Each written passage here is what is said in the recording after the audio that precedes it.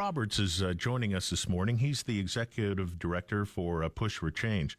An incredible story. Joe is a former drug addict. He was homeless, and he's changed everything around. He's also walking across Canada and trying to inspire other people. And certainly we know in this neighborhood that there are a lot of drug addicts and homeless people who need Joe's message. We took 350 people out on a sleep out, and I went there to share my story. When it was over, those 350 people told me that they'll never look at the issue of youth homelessness the same way. And I went back here to Vancouver when I lived here at the time, and we began to plot on how we could engage the entire country in a conversation about what we could do to better support young people, to get in front of the issue. Across this country, whether it's Steinbeck, Manitoba, or downtown Vancouver, we've got a crisis. Youth homelessness in Canada, we're proud to support him today for this great cause. And we want Vancouver and everybody in our community to support Joe. And thank you so much for giving us a chance to support this great cause. And happy to be here. Thank you.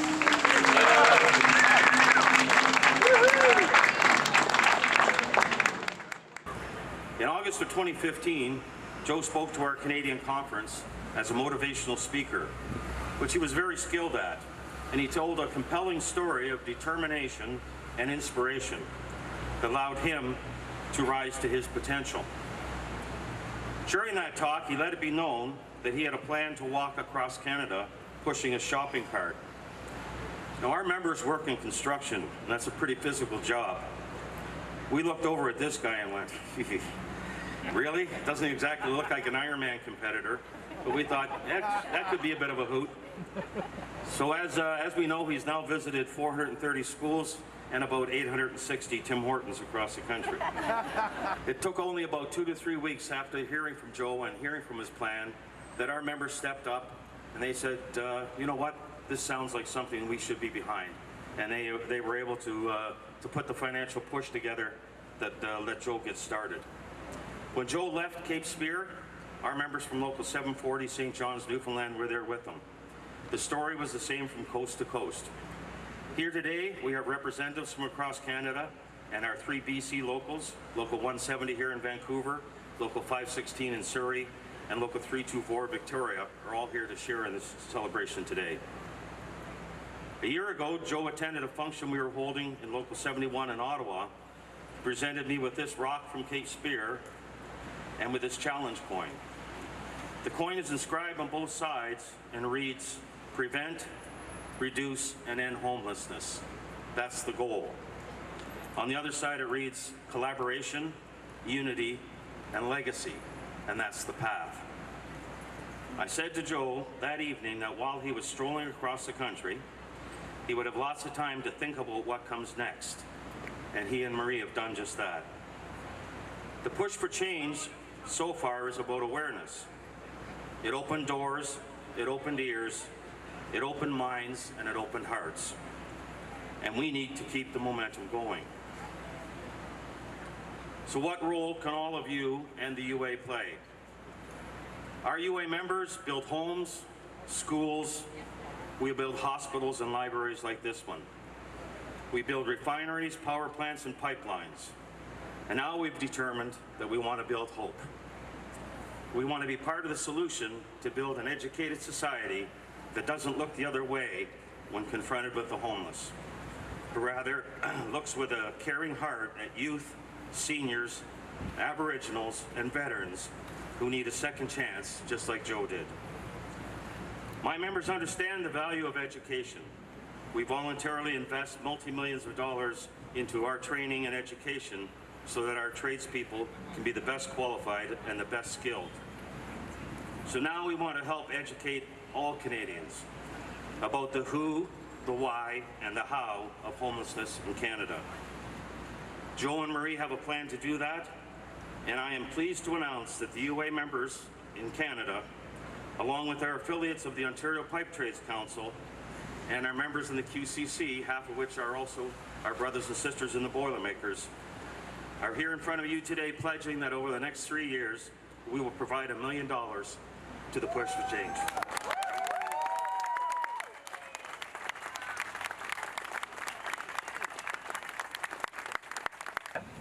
detox and go to treatment. I'm here today because of friends like Family Services, who are our hosts here, who saw that possibility in me. I'm here because of 10,000 people who invested their lives and their time and their energy in. And I made a promise to do something to pay it forward, and the Push for Change is that promise realized. There's never going to be another moment like this in my life, and I'm proud to share it with each and every one of you.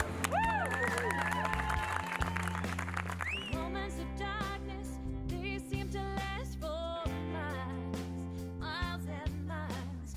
Don't lose sight of the brilliance that you are. There is more in you than you can see. You gotta trust your heart. Whoa, whoa. Take off your mask of fear and push for change. Throw off your coat down and embrace the rain. Each of us is unique, yet we're a part of the human race. We don't do this alone, so together we'll push for change. Push for change. Yeah, yeah, yeah.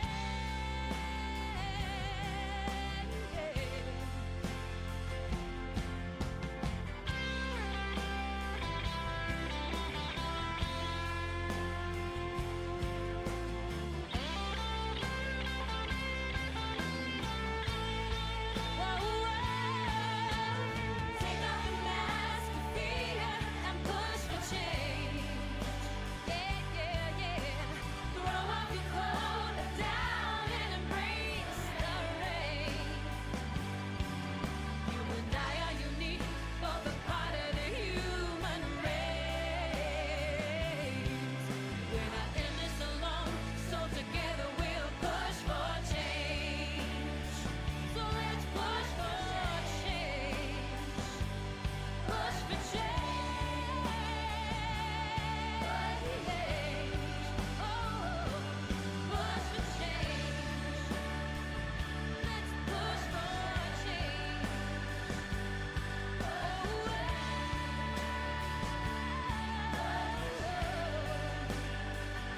We are